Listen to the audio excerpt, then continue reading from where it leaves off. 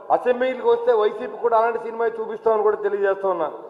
YCP చేతకాని ప్రభుత్వం, చేతకాని పరిపాలన వల్ల గత ఆంధ్ర రాష్ట్రం 10 సంవత్సరాలు వెనక్కి పోయిందని చెప్పి కూడా మీకు తెలియజేస్తా ఉన్నా. ఎందుకంటే ఎవరైతే ఎస్సీ ఎస్టీలు కష్టపడి మిమ్మల్ని గెలిపించారో వాళ్ళందరి డబ్బులు కూడా ఎస్సీ ఎస్టీ సప్లైన్లో డబ్బులు కూడా కొట్టేసి వాళ్ళకు కూడా ఏమి ఇవ్వకుండా మరి ఆ డబ్బును కూడా మింగేసినటువంటి చేతగాని ముఖ్యమంత్రి, మాజీ ముఖ్యమంత్రి ఈ జగన్మోహన్ రెడ్డి కాదని అడుగుతా ఉన్నా. నీ అవినీతికి అంతుందా? 2019లో తర్వాత నీ ఆస్తిపాస్తులు ఎంత? నువ్వు ప్రభుత్వంలో దుర్వినియోగం చేసిన డబ్బులు నీ సలహాదారులకు ఇచ్చిన జీతం 680 కోట్లు నిజం కాదా? 550 కోట్లతో ఒక సొంత భవనాన్ని నిర్మించుకుని నీ కుటుంబం విలాసవంతంగా బతకడానికి పేద ప్రజల కోసం ఖర్చు పెట్టవలసిన డబ్బును ఖర్చు పెట్టింది నిజం కాదా అని చెప్పి ముఖ్యమంత్రిని, మాజీ ముఖ్యమంత్రి జగన్మోహన్ రెడ్డిని నేను అడుగుతా ఉన్నా. మరి ఇంకా అంబటి రాంబాబు గారు చెప్తా ఉన్నారు, పుడతానే ఎంపీ పదవితో పుట్టాడు జగన్మోహన్ రెడ్డి అని చెప్పి. తండ్రి ముఖ్యమంత్రి కాకపోతే జగన్మోహన్ రెడ్డి ఎంపీ కాదు కదా, కనీసం కౌన్సిలర్ కూడా అవలేడని కూడా నేను తెలియజేస్తా ఉన్నా. మా నాన్నగారు ముఖ్యమంత్రి అయి ఉంటే నేను ఈ పార్టీకి ముఖ్యమంత్రిని అవుతునేమో. ఎందుకంటే అన్యాక్రాంతమైన డబ్బు వచ్చి పడింది కాబట్టి మీ దగ్గరికి, ఆ డబ్బుతో పేద ప్రజలకు ఎరచూపి సంక్షేమం పేరుతో దోపిడీ చేసి మీకు బిస్కెట్లు వేసి కోట్లాది రూపాయలని మరి ఇవాళ దండుకున్న వ్యక్తి జగన్మోహన్ రెడ్డి. ఈ అంబటి రాంబాబు అనే ట్రాప్లో పెట్టి అందరినీ ఏదోటి మాట్లాడించాలని చెప్పి అతను గట్టిగా మాట్లాడితే నిజమైపోదు, అబద్ధం నిజమైపోదు. గడిచిన 10 సంవత్సరాల్లో పవన్ కళ్యాణ్ గారు నెగ్గకపోయినా ప్రజల మధ్య నుంచి, ప్రజల కష్టాల్లో ఉండి వైసీపీ ప్రభుత్వం వేధింపులకు తట్టుకొని ఒక్కరోజు కూడా అరెస్ట్ చేసిన ప్రయత్నం చేసినా కూడా ఒక్కరోజు కూడా అతన్ని ఏమీ చేయలేనటువంటి చేతగాని దద్దమ్మ మాజీ ముఖ్యమంత్రి జగన్మోహన్ రెడ్డి కాదని అడుగుతూ ఉన్నా. ఈ జైలు సంస్కృతి ఎక్కడి నుంచి వచ్చింది? ఈ సోషల్ మీడియాని అరెస్ట్ చేసేది ఎక్కడి నుంచి వచ్చింది? మాజీ ముఖ్యమంత్రిని తీసుకెళ్లి అన్యాయంగా 51 రోజులు జైల్లో ఉంచింది నిజం కాదా? కేసు ప్రూవ్ అయిందని అడుగుతూ ఉన్నా.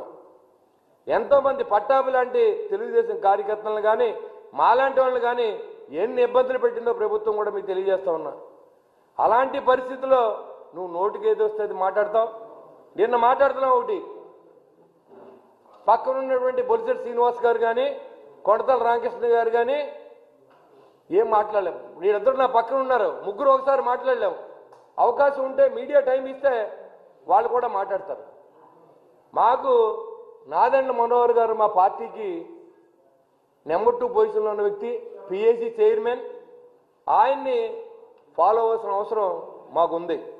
ఎందుకంటే మా పార్టీ కష్టాల్లో ఉన్నప్పుడు మంచి ప్లానింగ్ చేసి గ్రౌండ్ వర్క్ లెవెల్లో వర్క్నంతా కూడా ఆయన భుజస్కంధాల మీద వేసుకున్నటువంటి మరి నాదెండ్ల మనోహర్ గారి గురించి బియ్యం దొంగని మాట్లాడుతూ ఉన్నాం. నేను ఒకటే తెలియజేస్తా ఉన్నా, బియ్యం దొంగలంతా మీ పార్టీలోనే ఉన్నారు. చంద్రశేఖర్ రెడ్డి కానీ, రంగనాథరాజు కానీ, లేకపోతే పేరు నాని కానీ, వీళ్ళందరూ అధికారాన్ని అడ్డం పెట్టుకొని మీరు విచారించుకోండి. కావాలంటే వెస్ట్ గోదావరి జిల్లాలో ఎన్ని గొడవలు ఉన్నాయి, గొడవలు ఎంత ట్రాన్స్పోర్ట్ ఛార్జెస్ ఇచ్చారు, రైస్ మిల్లర్ దగ్గర నుంచి ఎన్ని గ్రాముల రైస్ మీరు ఎక్స్ట్రా తీసుకున్నారో కూడా మీరు విచారణ చేసుకోవాల్సిందిగా నేను ఛాలెంజ్ ఇస్తుతూ ఉన్నా.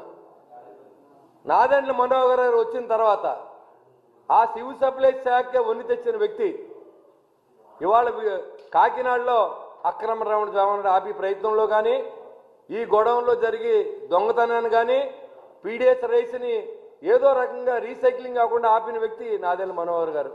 అందుకు ఆయన బియ్యం దొంగని పిలుస్తూ ఉన్నాడు. నేను ఒకటి అడుగుతున్నా, నువ్వు మంత్రిగా చేసావు, నీటిపారుదల మంత్రిగా చేసి క్యూసెక్కి అర్థం తెలియదంట, డయఫర్వాల్ అంటే అర్థం తెలియదంట. అట్లీస్ట్ గుంటూరు జిల్లాలో పంటకాలలో సిల్ట్ తీయించావని అడుగుతా ఉన్నా.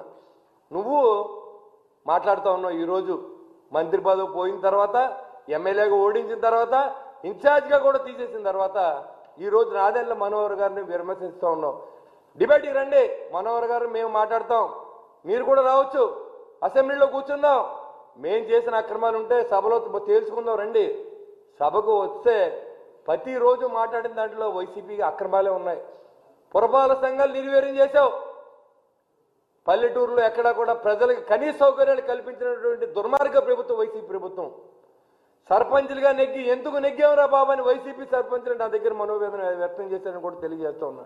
అలాంటి పల్లెటూర్లన్నీ కూడా పవన్ కళ్యాణ్ గారు మళ్ళీ అన్ని పల్లెటూర్లని మళ్ళీ డెవలప్మెంట్ చేసి స్వయం ప్రతిపదికి ఇచ్చి వాళ్ళందరికీ సర్పంచ్లు పవర్ ఇచ్చి వాళ్ళు ఏ పార్టీ వాళ్ళని చూడకుండా 3000 కిలోమీటర్ల రోడ్లు నిర్మించిన ఘనత జనసేన పార్టీకి పవన్ కళ్యాణ్ గారికి దక్కుద్దని తెలియజేస్తా ఉన్నా.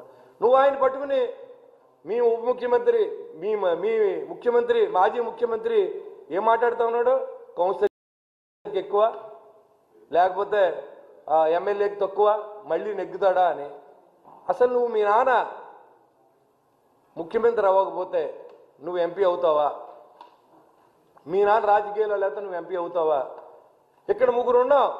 మా ముగ్గురులో ఎవరి తల్లిదండ్రులు ఎమ్మెల్యేలు కాదు, ఎంపీలు కాదు, మంత్రులు కాదు.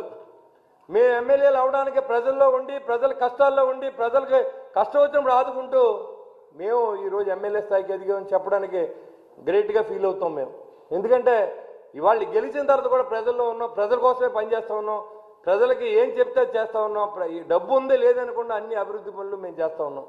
ఈరోజు మీకు ఏం వస్తే అది మాట్లాడితే ఇది మంచి పద్ధతి కాదు. మీరు కావాలంటే హౌస్కి రండి, హౌస్లో వచ్చి మాట్లాడచ్చు.